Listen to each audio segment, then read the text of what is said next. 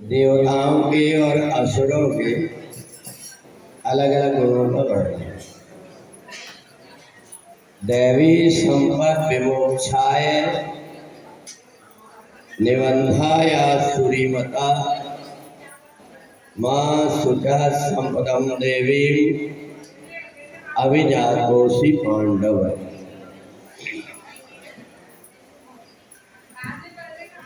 हम लोगों ने देवताओं के और असुरों के क्या क्या गुण होते हैं ये 16वें अध्याय में पढ़ा कि जो व्यक्ति सज्जन होता है उसको ज्यादा प्रपंच करने की आवश्यकता नहीं होगी। जिमि जग जाम बंद हनुमानु के कुवेश सब सर्वानु। अगर सज्जन पुरुष का भेष भी, सज्जन पुरुष का दिखावा भी अगर ना हो तो उसके व्यवहार से समझ में आ जाता है कि ये सज्जन व्यक्ति। और दुष्ट व्यक्ति चाहे जितनी माला पहन ले, चाहे जैसा तिलक लगा ले, उसके व्यवहार से देख करके लगेगा कि ये ऊपर ऊपर इसने प्रपंच किया है, परंतु अंदर इसके न साधना है न व्यवहारिकता है। जिसके मन के अंदर सादगी आ गई, जो परमात्मा से जुड़ गया, उसको बाहरी प्रपंच की आवश्यकता नहीं होती। यहाँ तक ये प्रपंच बड़े बड़े साधु संत महात्माओं को भी नहीं छोड़े। जब संत संन्यास की दीक्षा लेते हैं तो वो ये संकल्प करते हैं, कहाँ रहोगे? प्रभु के चरणों में। क्या आहार करोगे? राम नाम का। संसार में संसार सुख के लिए हम परमात्मा को जब हम छोड़ रहे हैं तो उलट करके संत परमात्मा के लिए संन्यास संसार को छोड़ता है। अब आप देखना, संन्यास लेने के बाद में व्यक्ति कितने प्रपंच में पड़ जाता है। वो सोचता है कि मैं मंडलेश्वर कैसे बन जाऊं, महामंडलेश्वर कैसे बन जाए। जिसने सब कुछ छोड़ दिया परमात्मा के लिए, वो पद के लिए अगर भाग रहा है तो समझ लो परमात्मा से नहीं जुड़ा है। जिसको परमात्मा के दो दो चरण मिल गए हो, दो दो पद मिल गया हो, फिर उसको संसार के पद की आवश्यकता नहीं होगी। संसार के सब प्रकार के पदों को छोड़ करके फिर परमात्मा की तरफ जाना पड़ता है। और इसलिए जब व्यक्ति संन्यास लेता है तो पहले उसका पिंडदान पाड़ देते हैं। पिंड पाड़ने के बाद में वो शरीर के बंधन से भी मुक्त हो जाता है।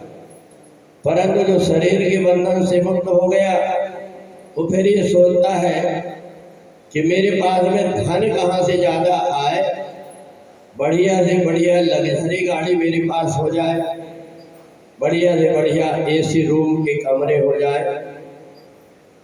अगर यही सब कुछ करना था तो परमात्मा ये कहते हैं कि तूने प्रपंच क्यों किया संसार छोड़ने का? अगर संसार को छोड़े हैं तो दिखना चाहिए। जीवन में वैराग्य जैसी परिस्थिति आ जाए वैसे में व्यक्ति रहना सीख जाए तो दैवी संपद विमोक्षाय एक अब हो पाता है। बोले जब वो देवताओं जैसे आचरण करने लगता है तो दैवी संपद विमोक्षाय निबंधाय आसुरी मता। ये आसुरी प्रकार की प्रवृत्ति वो बाहर से भरे संन्यास तक है, परंतु वो आसुरी योनि उसको जगते रहती है। और वो जब देखो जब फल संपत्ति के लिए झगड़ते रहता है, कहाँ से मिल जाए इसी प्रपंच में रहता है। तो इसलिए संसार के व्यक्ति को परिवार के लिए धन की आवश्यकता रहती है, उसे करना भी चाहिए, धन कमाने के लिए प्रयत्न। परंतु जिसने संन्यास ले लिया, जो सन्यासी हो गया है, जिसने परमात्मा से ही अपना नाता जोड़ दिया है, अगर वो संसार के प्रपंच में पड़ता है तो उसको नरक जाना पड़ता है। और इसलिए सन्यासी को अग्निदान नहीं देते, क्योंकि उसने अपना शरीर को पहले ही अग्नि को समर्पित कर दिया है।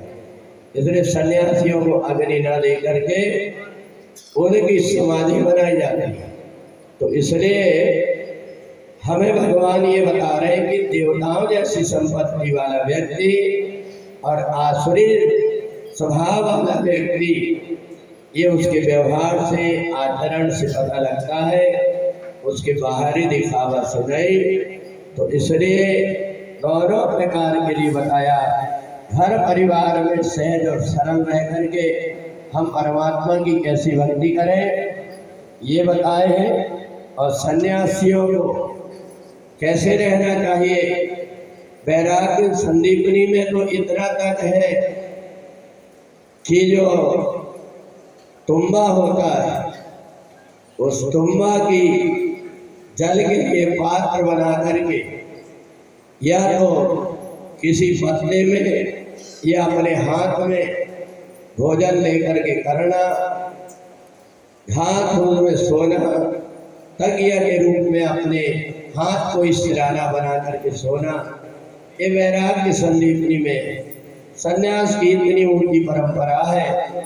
तो इसलिए ज़्यादा से ज़्यादा हमारे जीवन में वैराग्य और त्याग की भावना आ जाए, ऐसा मान करके देश काल परिस्थिति के अनुसार आजकल साधु संत महात्माओं को भी जंगल में रहने की जगह नहीं है।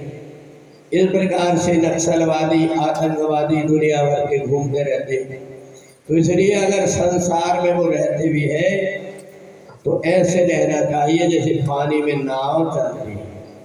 अगर नाव में पानी भरा तो डूब जाती है, और नाव अगर पानी के ऊपर रही तो तैरते रहती है।